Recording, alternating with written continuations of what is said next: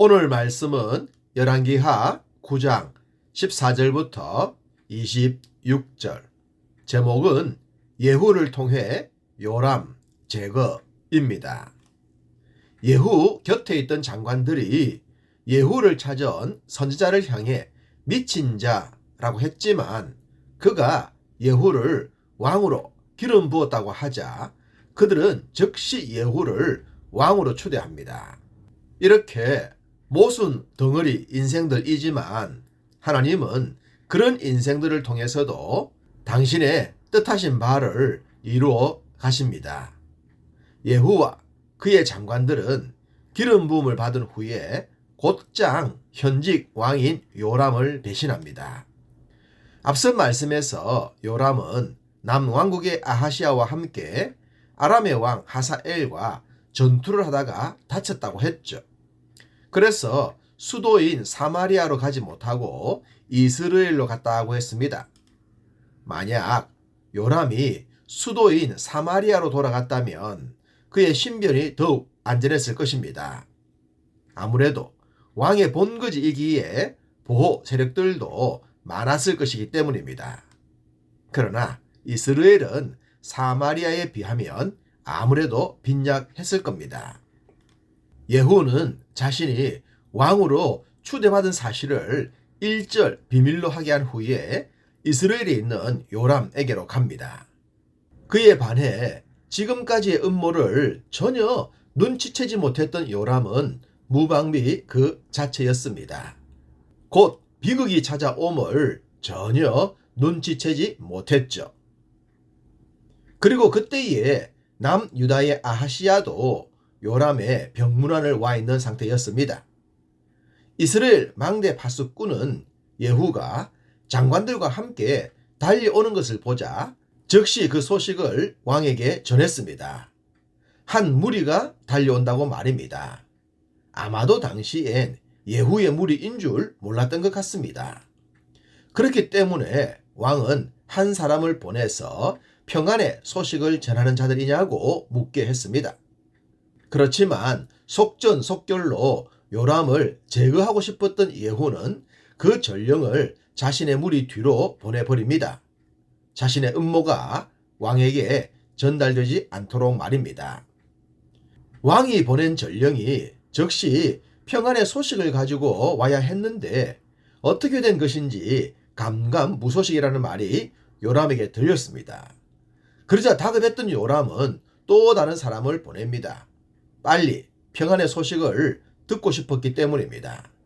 그렇지만 결과는 동일했죠. 요람을 제거하기 위해 예후는 요람이 보낸 전령들을 계속 붙잡았던 것입니다.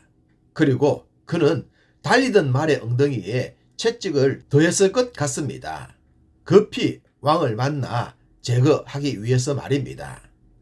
망대에 서 있는 파수꾼은 예후의 무리가 근접했어야 그인 줄 알아봅니다. 그래서 급히 소식을 전했죠. 예후가 마치 미친 것처럼 급히 말을 몰고 있다고 말입니다.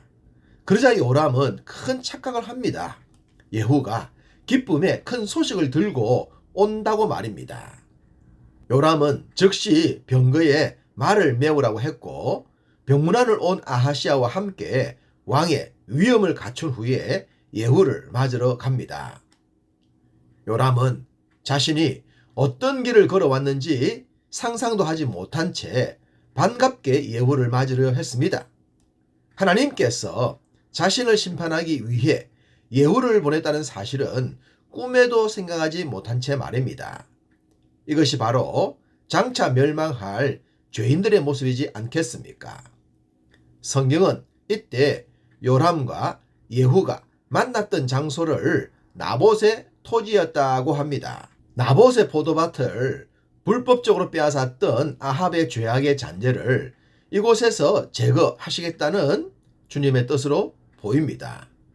말씀을 드렸듯이 바로 이곳에서 오므리의 왕조가 멸망을 하게 되는 겁니다. 예후와 동상이몽의 꿈을 꾸고 있었던 요람은 예후를 향해 평안하냐라고 물었습니다. 참으로 기가 찹니다. 자신을 죽이러 온 사람을 향해 평안을 묻고 있으니 말입니다. 예후는 요람의 말에 내 어머니 이세벨의 음행과 술수가 이렇게 많으니 어찌 평안이 있으랴 라고 반문했습니다.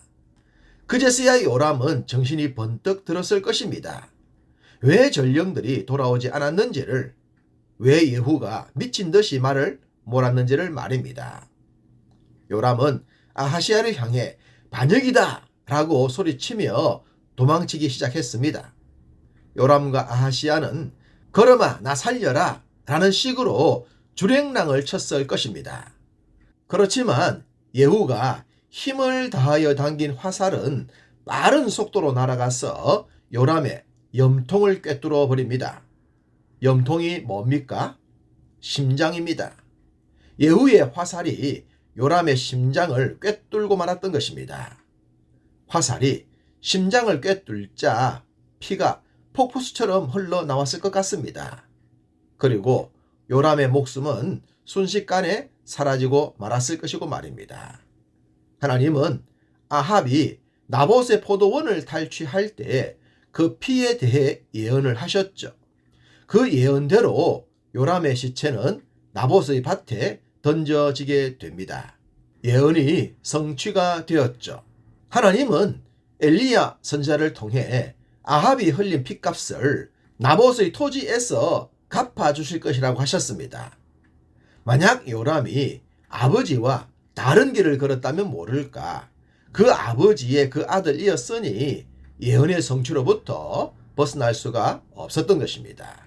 결국 아합과 그 죄악을 이어받았던 요람의 피가 자신들이 흘렸던 나봇의 밭을 적시게 됩니다. 이런 것을 사필귀정이라고 하지 않겠습니까? 자신들이 뿌린 씨를 자신들이 거두는 것입니다. 힘과 권력을 낭비하며 평안을 외쳤던 요람의 마지막은 죄악 많은 인생들의 단면이라 하겠습니다. 믿음으로 거듭난 우리들은 이런 모습과 달라야 할 줄 믿습니다.